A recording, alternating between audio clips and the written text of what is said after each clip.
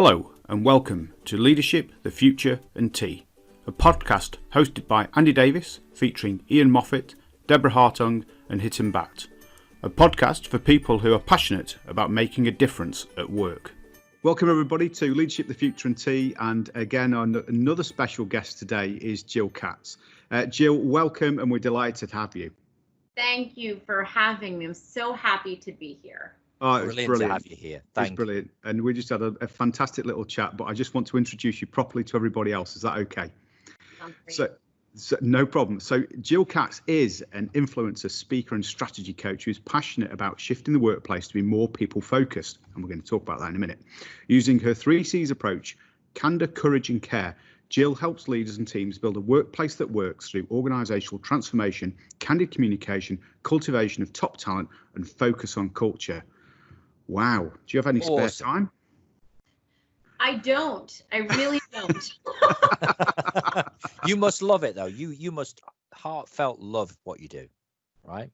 I really, really do. You know what? I can tell that because I've watched a load of your videos on your website. And I think the collection of videos is fantastic. We're going to post a link to that in the show notes.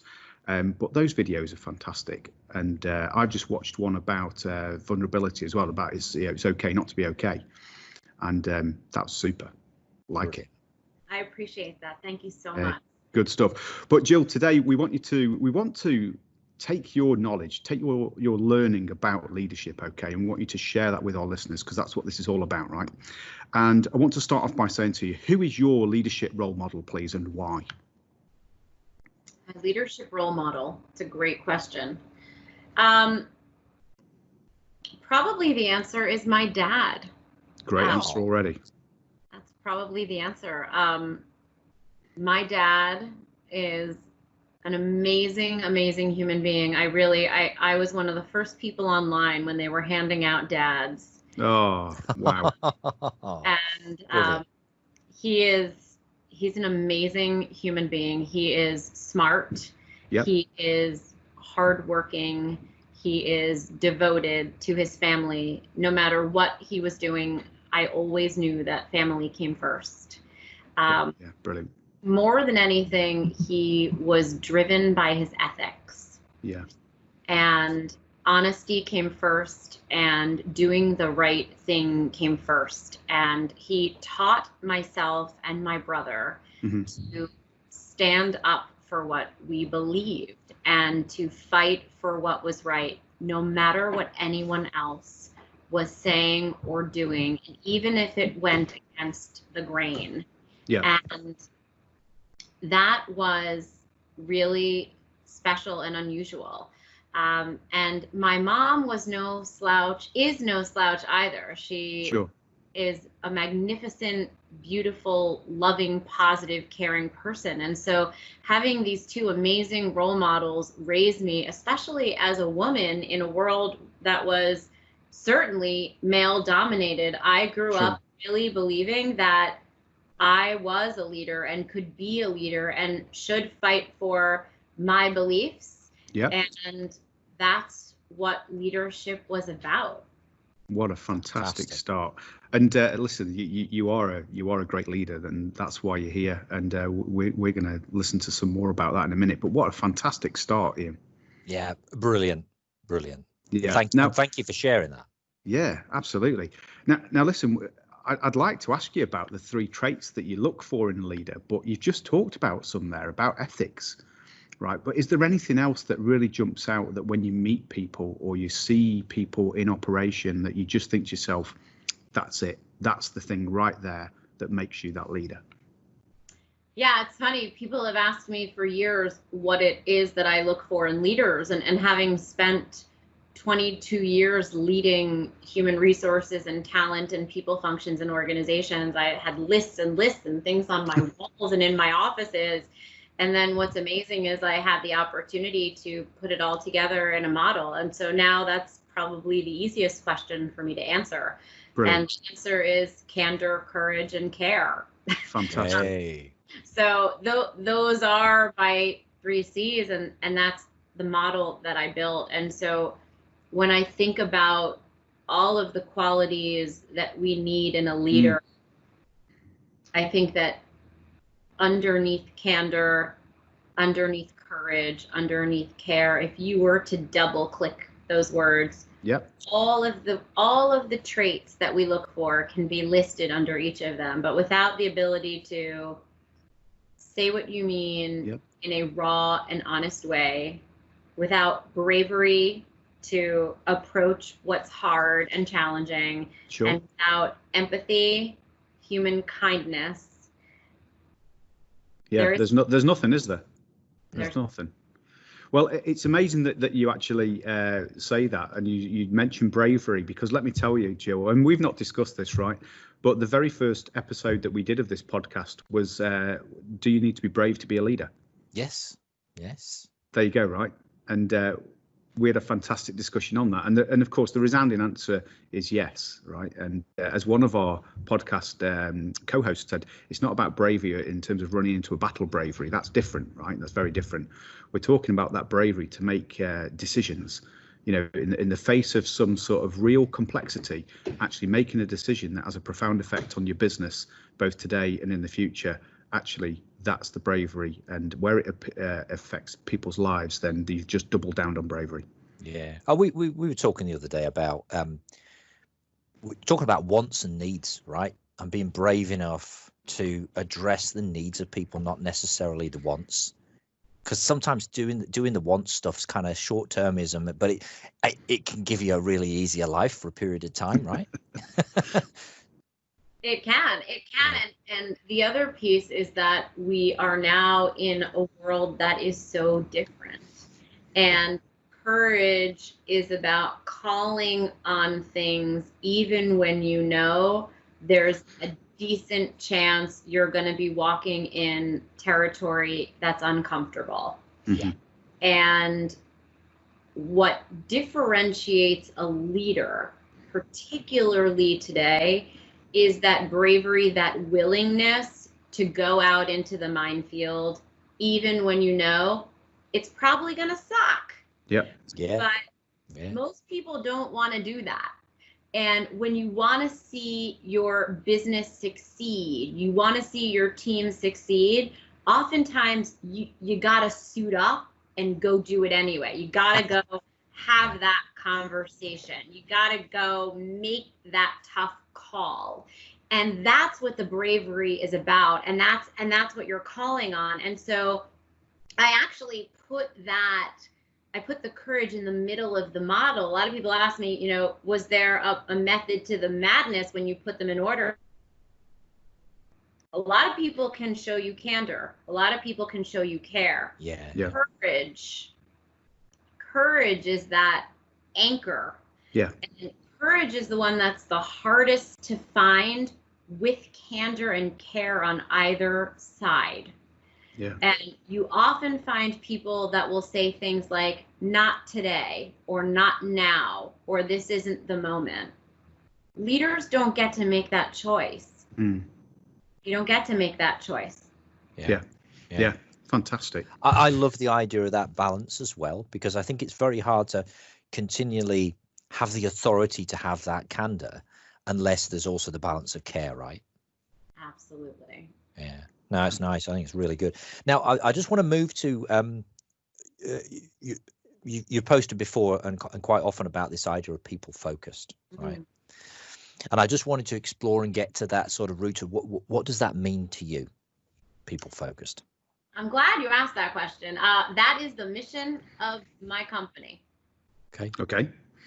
So, Awesome. I spent about 22 years inside of organizations, which is amazing because I'm only 26. Obviously. Oh, nice. Early start, that. Right? Early start. Yeah, it was really, I was still in a crib actually when I started.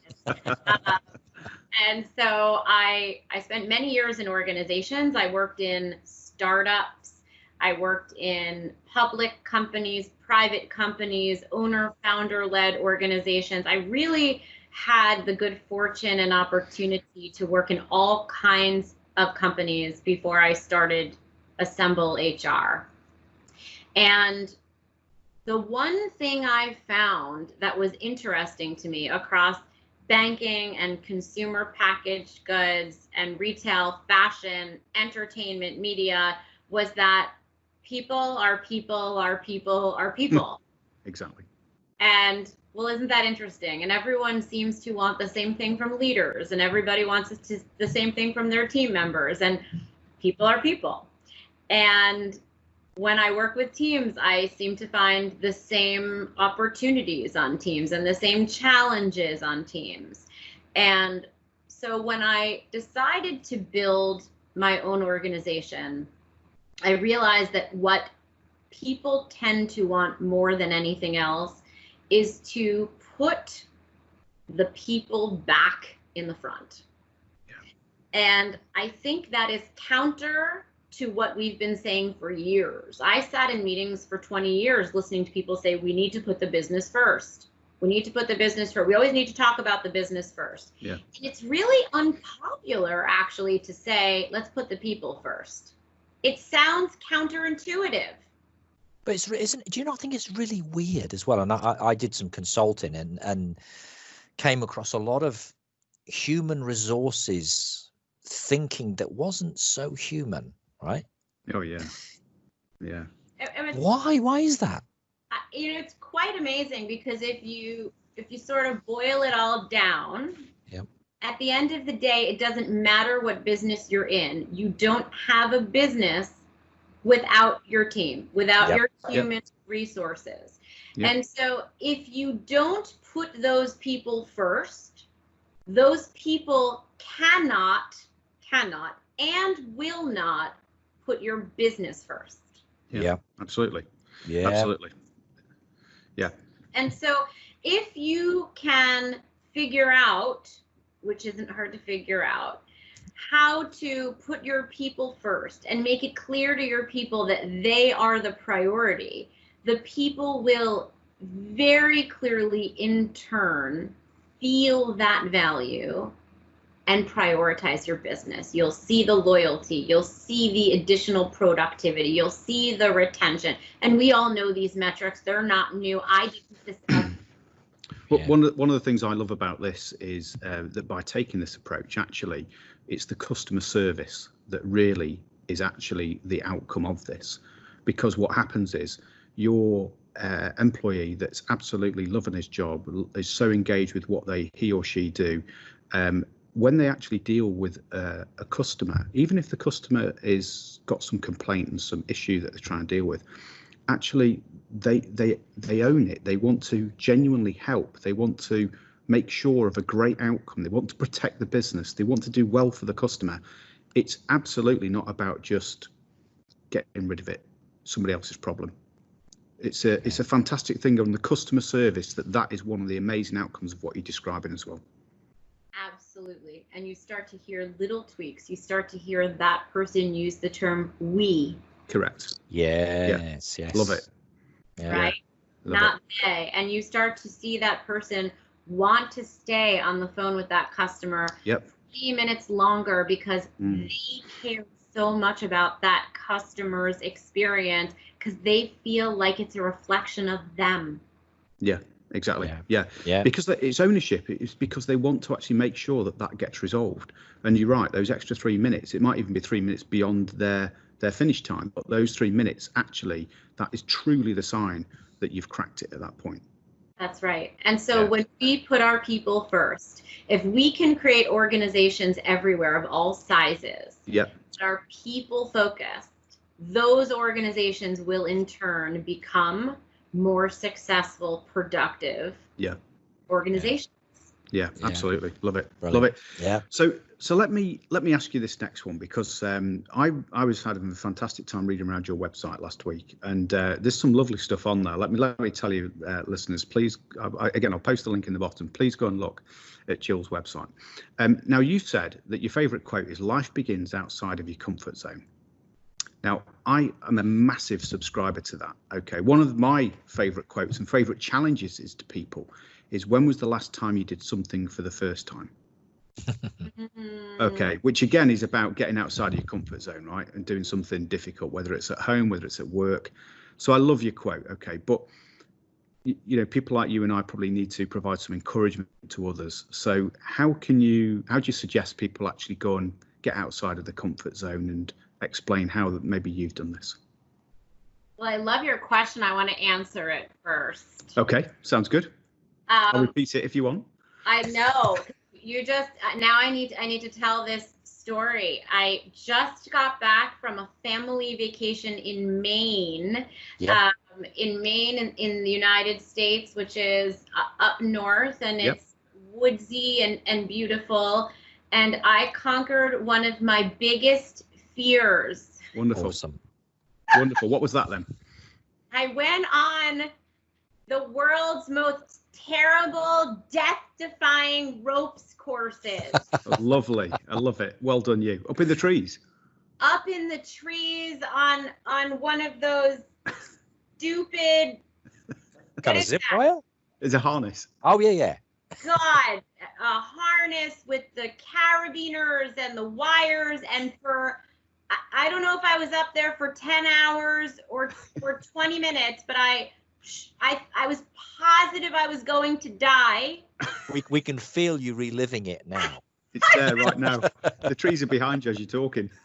I mean, and just for the record, there were 2 levels. There was they didn't call it the baby level and the advanced level, but when I got to the beginning part, the guide said, "Which level would you like to go on?" And I think I was already the color green, and he said, "Why don't you come over here?"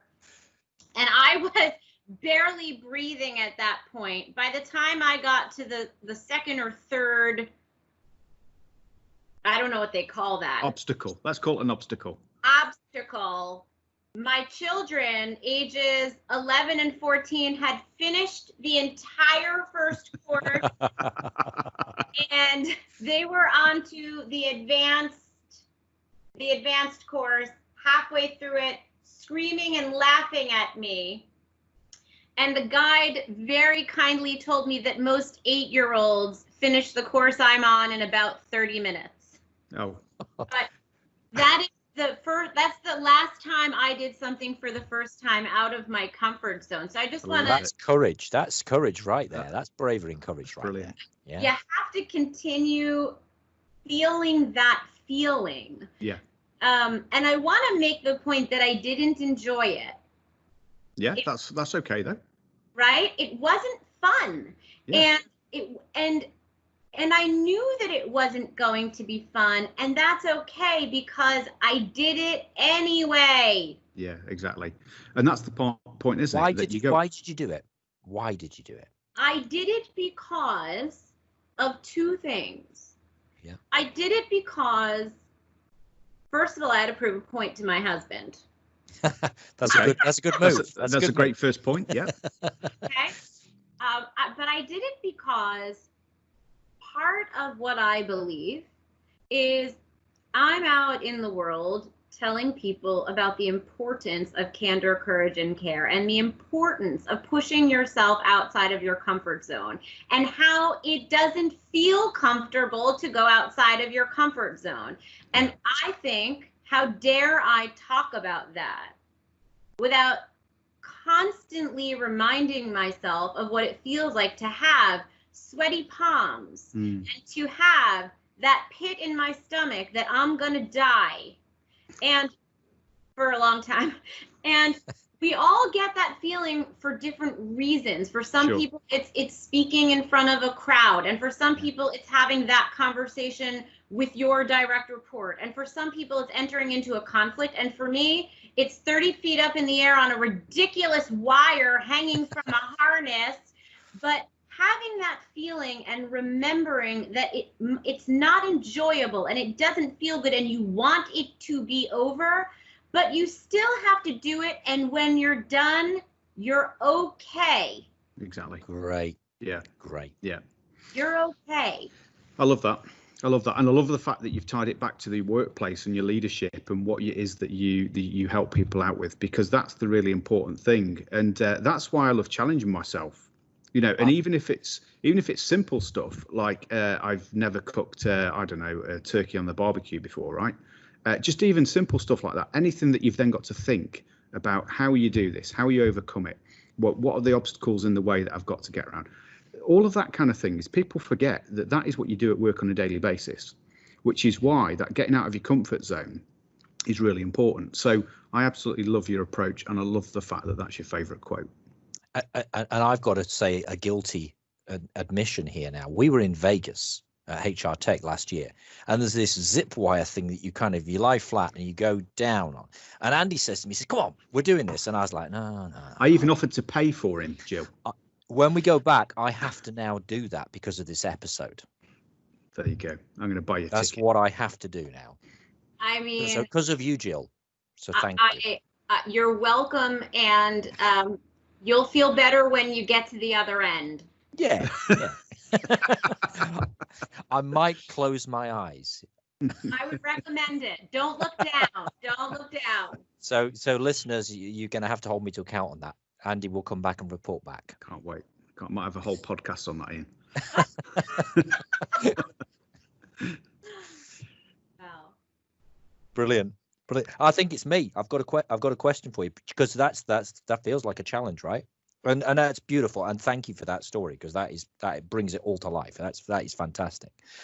What, bringing it back to that CHRO role at the moment, you're doing that role, you're seeing that with other CHROs. What are the kind of key challenges you're seeing right now, and what advice can you offer to people in HR? Because HR's feeling a lot of the brunt of what's going on with the whole COVID piece and remote working and hybrid working and getting people back to the office. Oh, the struggles right now for CHROs are, oh my goodness, there are so many. So I would say globally, everything that falls under the rubric of what we call the new normal, right? Yep. Because the way that we look at work is not the same, and I don't think it's going to ever be the same. So workforces have shrunk. They've gotten smaller. Many organizations have gone through furloughs or reductions in force. The CHRO is a person who's at the middle of the organization, helping to understand how, when, or if that's going to change, how the people that were negatively impacted can or will be re-entered or ultimately exited, what those communications are going to look like. Making sure they're handled with candor, courage, and care. Yep, definitely. Of course, making sure that the people that remain are handled equally caringly, because those people now have not less, but actually more work, more pressure, more financial pressure on fewer people. What does that look like? Add on the extra pressure and strain of what does work look like in a COVID environment. So what does remote look like? How long does remote go on? What does that communication look like? What are the compliance issues? In certain regions and geographies, what's happening in the home life? So as the fall comes back in different countries and states, what's happening with school? Yeah, right. Great question. That's a huge topic for a lot of organizations, which is if you have organizations where you have moms, dads, caregivers, if kids aren't going back to school, but you're going to be reopening your office in some way, what do you do about care? Yep. And that then brings on other very big issues regarding potential discrimination. Yeah, definitely. Right. So, I mean, what's actually happening here is the beginning of a potential snowball of issues that I think CHROs need to have their eyes and ears open to, that, the balance, the hours, the policies, the relationship building, just all of what the new norm is going to look like. Everything is being tossed around and needs to be re-looked at. And then the entire societal landscape has changed. most particularly in the US, following the horrible events of George Floyd. Yeah. Sure. Yeah. The Black Lives Matter movement and all of the things happening there is a new spotlight shining on all things related to diversity and inclusion, which PS shouldn't be new.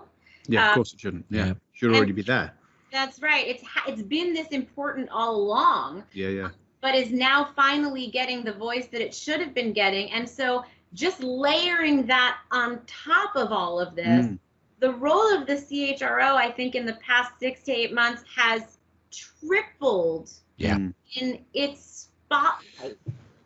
Jill, do you think that people in HR at the moment are actually ready and prepared for all of this? Do you think they've got this just waiting to happen and can pull it out of the bag? I would say generally very few do. Yeah. And I would say that up to this point, very few CHROs have had the platform or the resources to be ready for this level of expectation. Sure. Yeah. To deliver to their organization. And at least in my client base, I see CEOs turning to their CHRO now and saying, how are we going to handle all of this? Yeah, exactly. CHRO saying, wait, hold on a second. Suddenly you're turning to me, and I've been talking to you for years about D&I, and I've been talking to you for years about going remote, and I've been hearing no. And so suddenly things that, I recall personally speaking at an event in New York called Purpose 2020 I think it was in the fall of 2019, and I did a talk on remote work, and I laugh, and in my talk I said, within the next 5 years, remote work is going to take over our, and I could pull up my deck, and I was fantastic. There's the crystal ball moment right there, right? That's amazing. And I had all the statistics as to why I believed it was going to take over in 5 years. Two things I didn't know was that 5 years was a little bit expanded in terms of my time frame. And I did not predict a global virus, but everything else. And I remember sitting in a room of people, half of whom said to me, it will never happen in my company. Yeah, well, haven't those people been proved wrong? It's incredible how fast things like that can turn. And your prediction of 5 years, I'm sure at the time without COVID was spot on, because if me and Ian had been stood next to you, we'd have had that same conversation and been saying the same thing, quite honestly, because we've been talking about this for a while. We truly believe that that's coming around the corner for lots of people. But I know that you have a huge following, across the US and further. I know that you've got a vast amount of followers on LinkedIn that consume your amazing content and your videos and everything. But I want to ask you about that network, because this is really important for leaders and leaders that look at LinkedIn and especially other tools and don't really quite get the usage out of them. Do you actually go out and build your network actively, or is it a more passive thing that just happens? Which is your approach? Do you mean with LinkedIn? Yeah, let's take that as a starting point, because I know there's other connections and and followers beyond that. I think the answer is yes and no. To me, there is nothing more important than networking, because for me, that's how I learn. Exactly. So great one. I'm learning by knowing you today, both of you, and now you're going to be in my network. Absolutely. And after today, you'll know someone that you think I should know. By virtue of hearing that Andy knows this person and thinks I should know them, and that person will reach out and say, Andy Davies said that I'll talk to that person.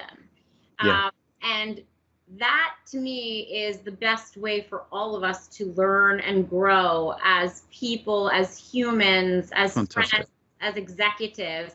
And that is how I grow my network. I do have people reach out to me blind or cold very often. And I try to personally accept as many as I can where I believe I'll have the opportunity to learn something myself. I don't accept every single one. I certainly do not accept anything that's inappropriate. Too true. Yeah. And I think that's really important because unfortunately that still happens. Yep. And as a female executive who takes career very seriously, LinkedIn is not anything other than a place where I want to grow my career and my executive following. But people that are sending me messages where I believe I'm going to learn something and gain something, or maybe someone can learn something from me. I love to learn that way, but I'm certainly more interested in what I'm going to learn from you or someone that knows you, so there's a personal connection. Love it. Love it. And I also, I'm sure you know, but I also run my own virtual networking program. And so I teach people how to network. And I think that's probably what's most important to me. It is my passion project, and that's called the Assemble Network. Wonderful. And so that's a program that I run on a monthly basis. And we accept 12 people per month. And each month is a separate private cohort. Wow. Oh, I like that one. I love it. Great. I like this one a lot. Oh, I'm glad I asked that question in that case. Now, can I just talk about network just for everybody that's listening, right? So, so for leaders out there and aspirant leaders, building your network is really important, be it passive or active. Okay, it is the thing that you will draw on in your career. And one of the greatest quotes that I got told years ago, 25 years ago, was build your network before you need it. Okay. Now, I can honestly put hand on heart and say I've actually got 2 jobs in my life out of my network, where I left one job and walked into another job days later, simply because I picked up the phone to somebody. And I've done that twice, right? And that's purely on the basis of network. And I know that there's 10 other reasons or 100 other reasons to have a great network, but there's just one of them. Jill, what do you reckon? I love that. And I thought you were going to say your network is your net worth. Oh, it's a beautiful thing, that is, isn't it? I like that. I like that. There you go. I'll have that one. I'll write that one down. I couldn't agree more. And I will tell you also an amazing story. And this is a story about my husband that reminds me of your share, which I so appreciate you sharing. My husband quit a job once. Because he had an ethical disagreement with a person that he was working with. 10 out of 10 for doing it then. What was that? 10 out of 10. Really good. Good decision. Yep. And he, I remember he called me at about 8:30 in the morning one day, and he said, I just quit. I was starting a meeting. He said, I just quit my job. And I said, I'm sorry, you what? I just quit my job. And I said, wait, ready for this, guys? What the did you just say? And, I had to hang up and go into a meeting. And he called a very dear friend of his who was in the city at the time, who just started his own business. And that friend was renting office space in a small office. And that friend said to him, holy moly, come sit here, just come sit for the day. And so my husband, with his work bag, across his shoulder, came with his laptop and his bag, and huffing and puffing, having just quit a job and walked out, came and sat down in his friend's office with his laptop for the day. It was now 9 a.m. and just kind of sent some emails for the day. And at the end of the day, his friend said to him again, listen, if you want to come back tomorrow and just sit with us for the day, it's totally fine. So the next morning, my husband got on the train and commuted back into New York City and sat in his friend's office to just network a little bit. That was 8 years ago. My husband is the COO of that person's company now. Amazing. Oh, that's fantastic. Love it. Fantastic. I love that story. Love that. And so that is a real live story of how your network is your net worth. That every person you know, and I tell my children this, I could call one in right now to tell you that every interaction you have, every interaction is going to be one of three things. It's going to be positive, it's going to be neutral, or it's going to be negative. Every interaction with every person anywhere. And so you have to just think about that. Love it. Love it. Straightforward. Yeah. Ian. Awesome. Well, I think we're kind of, because we've talked a bit about leadership and how it's going to change. So I suppose, do you have any sort of distilled views on, because in a way it's been a terrible crisis, right? It's an absolute terrible crisis, but there has been an opportunity to completely humanize some of those aspects, which were maybe, there was a bit of a facade inside corporations in the past in terms of leadership. And now the CHRO has absolutely got the ear of everybody in the business, because they're going, well, this is a really, really powerful people matter. What are we going to do about it?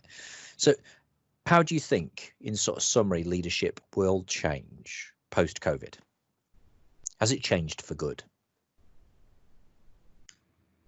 I think the word empathy is probably the answer to that question. I think that the word empathy was an interesting conversation and maybe debate before COVID.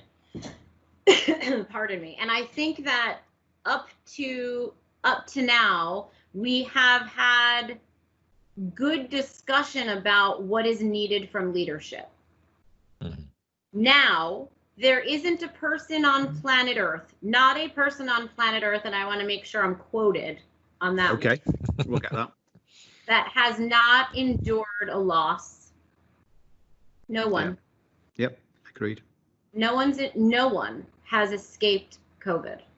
And our losses are all personal. They're all different. They all range. For some of us, it's been our loss of freedom to just live the lives we used to live, just get on a bus and go where we want to go, mask free, go to the gym and work out, or go on an airplane and visit our family, or put our arms around a family member that we love, all the way down to the loss of a person that we love, and even the ability to hold their hand in the hospital, and everything in between. But nobody has gotten out of this unscathed. Yeah. And so empathy now is not optional. It's not optional. We can no longer move forward with success without being around other people that are willing to accept how we feel, what we've experienced, and what we all will need to get through and get over and grieve, whatever that looks like for each person. And so I think that's going to be the biggest component and change, and I think that will take all forms. And I don't know how it will look in every different company. I actually think that's the interesting work for talent leaders and business leaders going forward. That's a beautiful thing. Brilliant. Yeah, I'm totally with you with that. So we're approaching the end. Okay, we're rapidly turning the last corner now. So before we get to that point, I just want to find out your thoughts. What's your leadership legacy going to be? Ooh.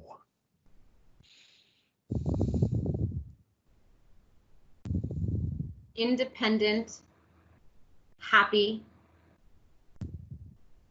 loving children that do good things in the world. 2 of them, my daughter and my son. That'll do, won't it? Yeah. That'll do. Well, thank you. Thank you. Everybody can learn from that, and what a brilliant answer to end on. Okay, we don't need to go any more of that. Ian, I've really enjoyed that talk with you. It's been absolutely fantastic. Yeah.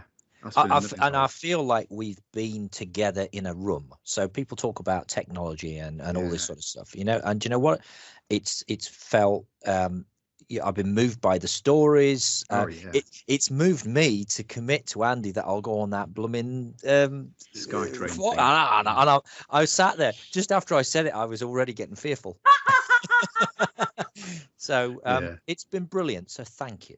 Yeah, no, thank you. Thank you for letting us soak up some of your brilliance and some of your leadership thoughts. I really want everybody that's listening to go and look at your website, because I've spent time looking at it and I'm inspired by the videos. I love the fact we talked about HR Assemble and the virtual networks that you've got there. I think those sound amazing as well. And in terms of your network, you're networked across the states. I hope that from coast to coast, people actually take time to listen to the podcast and then go and find you. Okay, but before we actually call it a day, and I promised you this at the start, we asked you to give us some resources. What resources, Jill, would you like to leave us with? That's so nice. Thank you. Well, my website is www.hrassemble.com. Yep. I'm all over LinkedIn. It's just Jill Katz, Katz. We're HR Assemble on Instagram. I am eminently findable. So definitely. Happy to connect with anyone. And the two of you are so magnificent. I feel so lucky that I got to spend this time with you. I loved your questions. They were so thought-provoking. And I hope that the day comes when we can all get on airplanes and I can watch you fly. I will have my heart in my mouth, but I'll be thinking about the words you told me. Okay? And I'll be on 2 feet on the ground watching you. And I know Andy will be by my side laughing with tears. I can't wait. I can't wait. Jill Katz, that's absolutely amazing. We will post all of your links at the bottom of the show notes. You've been amazing. Thank you very much for your time. Thank you for giving that freely. We look forward to sharing this with everybody. So I'm just going to wrap up and say, everybody, please go and look at the show notes and consume those and visit Jill and see if you can connect with her. But in the meantime, this has been Leadership, the Future and Tea, and our very special guest is Jill Katz. Thanks again. Bye-bye, everybody. Thank you, Jill. Thanks, everyone. Bye now. Thanks for listening. Please subscribe through Apple Podcasts, Google Podcasts or Spotify so we can continue to reach more people and spread the message.